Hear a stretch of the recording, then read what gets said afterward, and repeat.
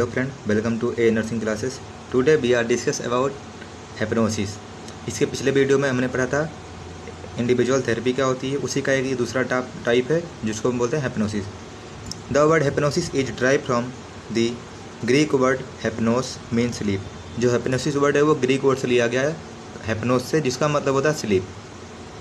It is a trance state characterized by extreme suggestibility, relaxation and increased imagination and increased concentration.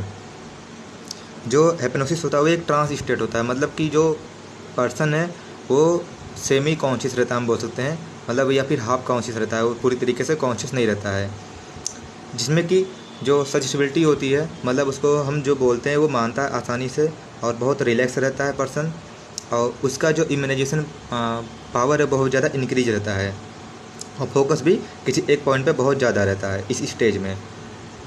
In hypnosis peripheral awareness is reduce and focus awareness is at optimum.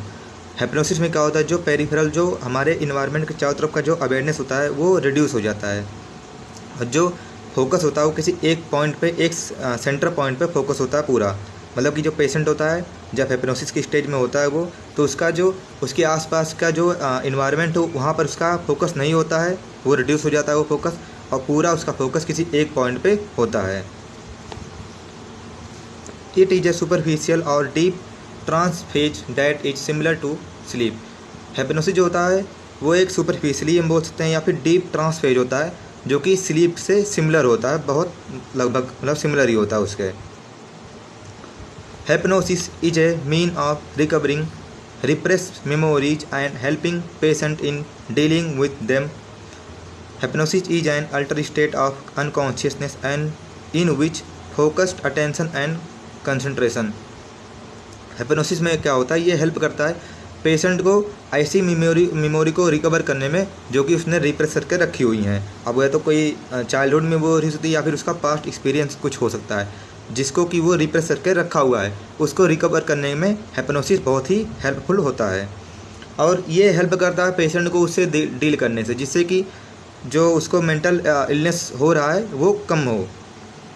hypnosis बात करें तो एक alter state होता है consciousness का, जिसमें कि जो फोकस होता है, अटेंशन पे फोकस होता है हमारा पूरा, और मेन फोकस हम करते हैं कि प्रॉब्लम को जानने में पूरा फोकस करते हैं.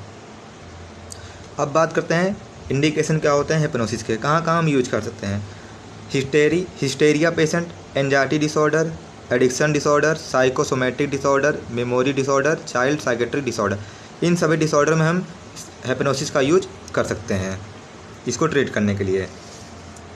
नेक्स्ट है कॉन्ट्रा इंडिकेशन क्या होता है, कहाँ कहाँ हम यूज नहीं करेंगे hypnosis को.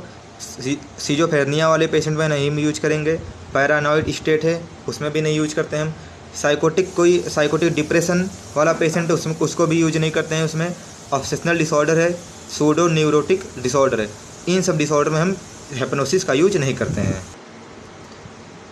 नेक्स्ट बात करते हैं इंपॉर्टेंट या फिर ऑब्जेक्टिव क्या होता है hypnosis का, हम क्यों करते हैं. It is use in solving the patient problem.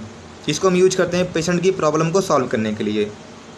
Psychiatric can achieve desire information by hypnosis.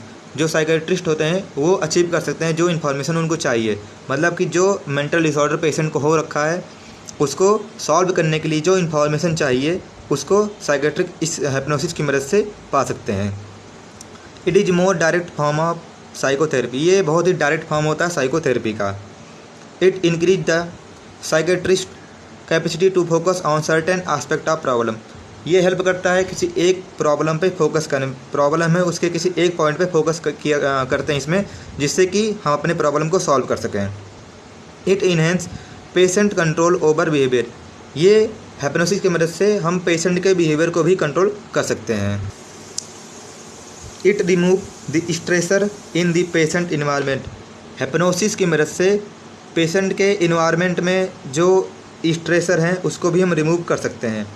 अब बात करते हैं डिमेरिट क्या होता है hypnosis के. The biggest disadvantage of this therapy is that it is limited to only few psychiatrist because it is very difficult to hypnotize a patient. जो सबसे बड़ा डिसएडवांटेज होता है इस थेरेपी का वो ये है कि कुछ ही साइकेट्रिस्ट हैं ऐसे जो कि हिप्नोटाइज कर सकते हैं किसी पेशेंट को, सब मतलब सारे साइकेट्रिस्ट नहीं कर सकते हैं इसमें। Treatment of all mental illness is not possible by hypnosis. Mental illness का ट्रीटमेंट हम हिप्नोसिस के थ्रू नहीं कर सकते हैं, बस हम कॉजेज़ क्या रिस्पेक्टर हैं मेंटल इलनेस का ये पता लगा सकते हैं, लेकिन उसका ट्रीटमेंट हम नहीं कर सकते हैं। One demerit is that it make the patient depend upon therapy. एक डिमेरिट का ये भी है कि ये जो पेशेंट होता है वही थेरेपी पे डिपेंड हो जाता है। अब बात करते हैं टेक्निक क्या होती है हिप्नोसिस का।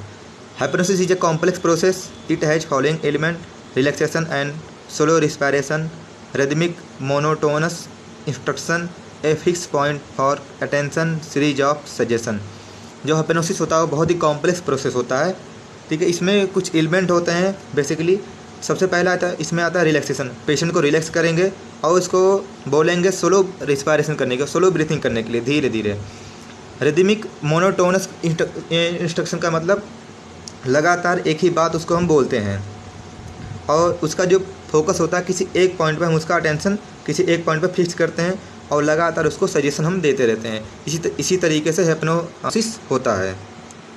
इस वीडियो में बस इतना ही। इसके आगे के वीडियो में हम पढ़ेंगे जो इंडिविजुअल थेरेपी का जो थर्ड टाइप है, अब्रेशन साइकोथेरेपी, उसके बारे में नेक्स्ट वीडियो में हम पढ़ेंगे।